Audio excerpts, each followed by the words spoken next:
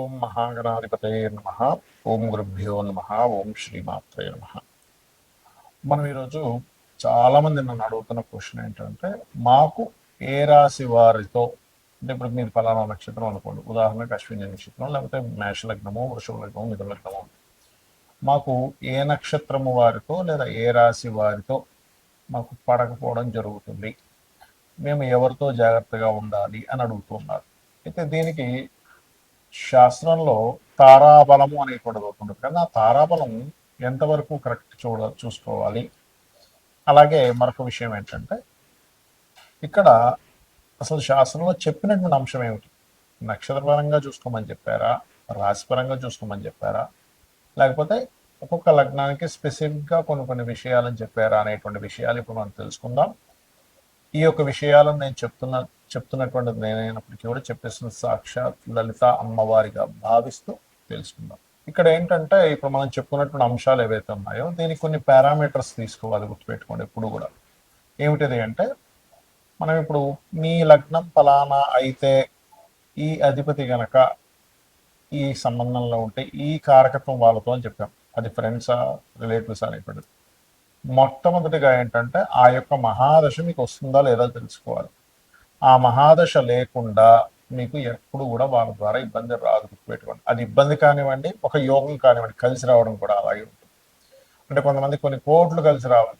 ఉదాహరణకి చూస్తుంటాం మనం ప్రపంచంలో, ఏమండి ఇతనికి చేయడం వల్ల చాలా బాగా కలిసి వచ్చేసిందండి, దానికి కూడా మహాదశ రావాలి. Point number 1. రెండవది ఏంటంటే, ఇక్కడ రెండో పాయింట్, ఆ మహాదశ రాకపోయినా ఆ మహాదశ ఫలితాలను ఇచ్చే గ్రహం మనకు ఉంటుంది. అది జ్యోతిష్ శాస్త్రంలో దాన్ని పిఏసి అంటారు, ప్లేస్మెంట్ ఆస్పెక్ట్ అండ్ కంజంక్షన్. అంటే అది ఏ గ్రహంతో కలిసి ఉంది, ఏ గ్రహంతో చూడబడుతుంది, అదేవిధంగా ఏ గ్రహంతో ఏ రాశిలో ఉంది, ఏ గ్రహంతో కలిసింది, ఏ గ్రహంతో చూడబడుతుంది. ఈ కనెక్టివిటీ వల్ల అసలు ఈ ఫలితాలు ఈ గ్రహం ఇవ్వకుండా ఇంకే గ్రహం ఇస్తుంది అనేది కూడా తెలుసుకోవాలి. రెండో పాయింట్. ఇక మూడో పాయింట్ ఏమిటంటే, మీకు ఏదైనా ఎవరితోనైనా ఇబ్బంది ఉన్నప్పటికీ కూడా ఒక యోగం ఉంది. ఉదాహరణకి అంటే ఒక చిన్న ల్యాండ్ ఏదో కొన్నారు, అది పలానా రిలేషన్స్లో ఎవరి ద్వారానో కొనడం జరిగింది, అది నష్టపోయింది. కానీ ఒక పెద్ద యోగం ఉందనుకోండి మీ జాతకంలో, దాని తర్వాత మీరు మళ్ళీ మంచి ఫలితాలు కూడా పొందుతారు. ఇక నాలుగో పాయింట్ ఏంటంటే, ఒక్కొక్కసారి మనకి జాతక చక్రంలో విపరీత రాజయోగాలు, నీచభంగ రాజయోగాలు కొన్ని ఉంటాయి. ఆ యోగాల వల్ల ఏమిటంటే, ప్రధానంగా మీరు గనక ఎప్పుడైనా సరే గుర్తుపెట్టుకోండి, ఈ యోగాల్లో ఒక్కొక్కసారి ఏమవుతుంది, మీకు మొదట్లో చిన్న ఇబ్బంది ఇచ్చినట్టుగానే ఉంటాయి కొన్ని కొన్ని విషయాలు. అబ్బాయి ఏమిటండి నాకు జాబ్ పోయిందని కొంతమంది బాధపడుతుంది, దాని తర్వాత ఏదో చిన్న బిజినెస్ స్టార్ట్ చేసి అలా కోట్లలోకి వెళ్ళిపోతారు. లేదా ఒక్కోసారి ఏమిటంటే ఉన్న ఇల్లు అమ్మేసుకోవాల్సి వచ్చింది, లేకపోతే ఉన్న ఇల్లు ఖాళీ చేసామన్నాడు ఓనర్, సడన్గా మంచి ప్లేస్లో ఉందనుకుంటే ఖాళీ చేసామన్నాడు అనుకుంటే ఇంకో దగ్గరికి వెళ్ళినప్పుడు అది ఆటోమేటిక్గా మంచి ఇల్లు అవుతుంది, దాన్ని మీరు కొనుక్కునే స్టేజ్ కూడా వెళ్ళిపోతారు. అలాగే ఒక్కొక్కసారి అయ్యో నేను వాళ్ళు వెళ్ళాల్సింది మిస్ అయిపోయిందండి, వెళ్తే మంచి ఇది దొరుకును అనుకుంటాం, కానీ ఒక్కొక్కసారి మిస్ అవ్వడమే మంచిది అవుతుంది. అలాగ ఒక్కొక్కసారి మనకి జన్మజాతకంలో ఒక నెగటివ్ జరిగినట్టుగా అనిపించి పాజిటివ్ జరుగుతాయి.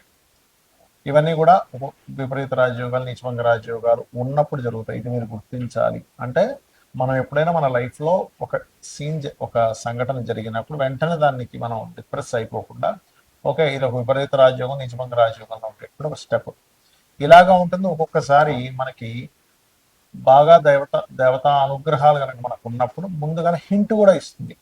మనం ఏదైనా ప్రారంభించేటప్పుడు ప్రకృతిలో ఎలా అంటే, బయలుదేరదాం అనుకున్నప్పుడు ఏదో ఆటంకం రావడం, ఫోన్ చేస్తున్న వాళ్ళు లిఫ్ట్ చేయకపోవడం, లేకపోతే పదే పదే వద్దు వద్దు అనేటువంటి సంకేతాలు మనకి బోర్డు రూపంలో కానివ్వండి, ప్రయాణం రూపంలో కానివ్వండి, లేకపోతే రకరకాల మాధ్యమాల ద్వారా మనకి ఎప్పుడు ఇంట్లో వాళ్ళు ఆపడం కానీ ఇవన్నీ ఎక్కువగా జరుగుతున్నాయంటే కూడా మనం ఆ పని చేయడం ద్వారా ఇబ్బంది పడతాము అనే విషయాన్ని అర్థం చేసుకోవాలి. అయితే ఇక్కడ మీరు ఎటువంటి వారితో ఇబ్బంది పడుతున్నా, ఉదాహరణకి మనకి రిలేషన్స్ చాలా ఉంటాయి, లేదా మనం చెప్పుకున్నటువంటి ఏదైతే మనం మొదట్లో చెప్పుకున్నటువంటి వాటిల్లో ఏవైతే మనం ఇబ్బంది పడుతున్నా ఒకటే గుర్తుపెట్టుకోవాలి, మీకు ఏ గ్రహం ద్వారా ఇబ్బంది వచ్చిందో ఆ గ్రహానికి దానము, ఆ గ్రహ సంబంధించిన ఇది అంటే చిన్న ఎగ్జాంపుల్, ఒక చంద్రుడి ద్వారా వచ్చింది, బియ్యము దానం ఇవ్వడం, తెలుపు రంగు వస్త్రం. లేదంటే ఇంకా నేను ఇంకేమైనా చేయగలనా, మెడిటేషన్ చేసుకోవడం, లేదు గోసేవ చేయడం, లేదంటే నా దగ్గర బోల్డు డబ్బులు ఉన్నాయి నేను ఇంకేదైనా పెద్దగా చేస్తాను అనుకుంటే అన్నదానం చేయడం, లేనట్లయితే ఏదైనా ఒక అమ్మవారికి సంబంధించిన హోమం చేసుకోవడం. అంటే ఏమిటి, మీ యొక్క సమస్య తీవ్రతని బట్టి మీరు ఎప్పుడు కూడా పరిహారం చేసుకోవాలి, గుర్తుపెట్టుకోండి. ఎందుకంటే ఒక్కొక్కసారి చిన్న టాబ్లెట్ ఇచ్చి క్లియర్ అయిపోయేది ఉంటుంది సమస్య, ఆరోగ్య సమస్య. కానీ ఒక్కొక్కసారి ఇంజక్షన్ ఇవ్వాల్సి వస్తుంది, 2 రోజులు హాస్పిటల్లో జాయిన్ అవ్వాల్సి వస్తుంది, మరొకసారి ఆ వ్యక్తికి అన్ని టెస్టులు చేసి ఆపరేషన్ కూడా చేయాల్సి వస్తుంది. అంతే కదండి, సైంటిఫిక్గా మనం చూసుకుంటే. అలాగే ఒక్కొక్కసారి ఏమవుతుందంటే చాలా చిన్న చిన్న వాటితో, ఈ కలియుగం అంటారు దీన్ని, నామస్మరణ చేత కూడా మనం బయటపడవచ్చు. ఇది ముందు గుర్తుపెట్టుకోవాలి. సమస్య వచ్చింది, సమస్య గురించి భయపడాల్సిన పని లేదు. సమస్యకి పరిష్కారం వెతకడమే సమస్యని జయించడం. శ్రీమాత్రే నమః. కుంభలగ్నము, కుంభరాశి. కుంభం వారికి సర్వసాధారణంగా ప్రతి ఒక్కరికి ఉండేటువంటి ఆశ ఏమిటంటే, నేను ఏ నక్షత్రం ఏ రాశి వారితో నేను మంచిగా ఉంటే బాగా కలిసి వస్తుంది, ఎవరితో దూరంగా ఉంటే మంచిదని తెలిస్తే చాలనుకుంటాను. కానీ ఇది కొంతవరకు కరెక్ట్. ఎంతవరకు, చంద్రుడు ఉండే నక్షత్రానికి తారాబలం చూసుకోవడం కరెక్ట్ కాదు. చాలామంది తెలియక తారాబలాలు చూసుకుంటారు. తారాబలం కేవలం మీరు వివాహం చేసుకుంటున్నారు, గృహప్రవేశం చేస్తున్నారు, ఒక బిజినెస్ స్టార్ట్ చేశారు, దాని వరకు చూసుకోవాలి మీ నక్షత్రం నుంచి.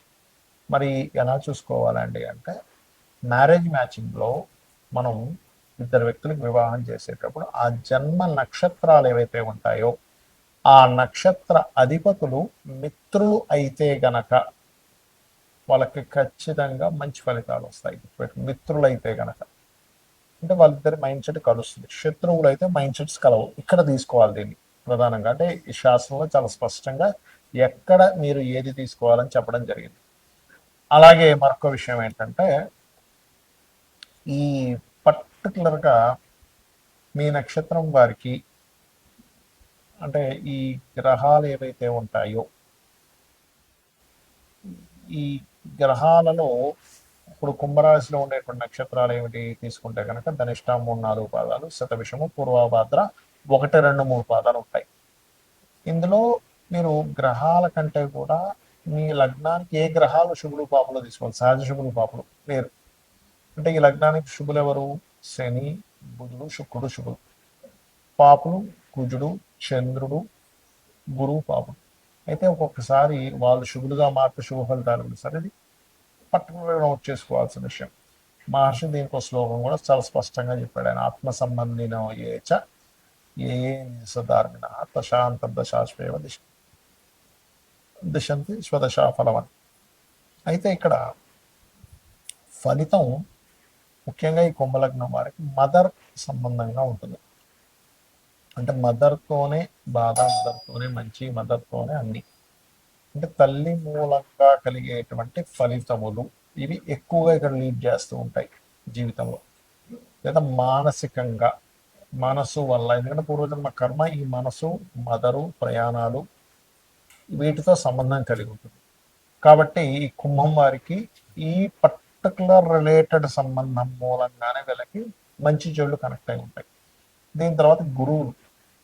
అంటే గురువుల ద్వారానే లాభము, ధనము ఉంటుంది, కానీ గురువుల ద్వారానే కొంత స్ట్రెస్ కూడా ఉంటుంది వీళ్ళకి, కుంభలగ్నంలో జన్మించిన వారికి లేదా కుంభరాశి వారికి. అయితే ఇది ఎంత మీరు అనుభవిస్తారు ఏమిటి అనేటువంటిది చంద్ర నక్షత్రాలు, చంద్ర గురు నక్షత్రాలు లేదా కుజ నక్షత్రాలు ఎటువంటి ఇదికి గురవ్వకుండా, పాడవకుండా ఉంటే ఆ నక్షత్రాలు బాగుంటుంది. అదర్వైజ్ ఆ నక్షత్రాలు జాగ్రత్తగా ఉండాలి. అంటే ఏమిటి, ముఖ్యంగా మీరు చంద్ర నక్షత్రాలైనటువంటి రోహిణి, హస్త, శ్రవణం, లేదా గురు నక్షత్రాలైనటువంటి పునర్వసు, విశాఖ, పూర్వభాద్ర, కుజ నక్షత్రాలైనటువంటి మృగశిర, చిత్త, ధనిష్ట. అంటే ఈ నక్షత్రాలు పాడైతే తప్పితే అదర్వైజ్ మీకు ఇబ్బంది రాదు.